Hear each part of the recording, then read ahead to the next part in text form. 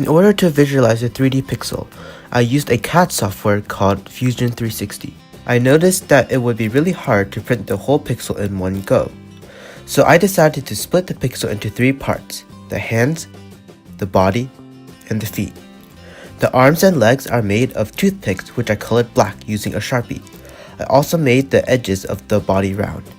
After I finished CADing the 3D pixel, I can now start printing it with my 3D printer. The filament I chose to use is PLA because it is the most common printing filament. The main problem I had with the printing step is dual extrusion. In order to print the red body and black eyes and mouth, I need to print 2 colors at once.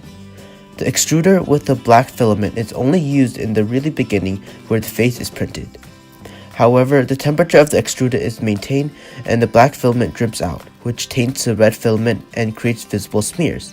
To solve this problem, I adjusted the extruder temperature so that the black filament will not drip out when not in use.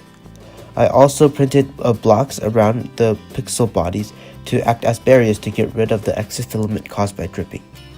Although this helped a lot, there is a delicate sweet spot to printing the body of the pixel. I always have to babysit the printer until the first few layers were printed.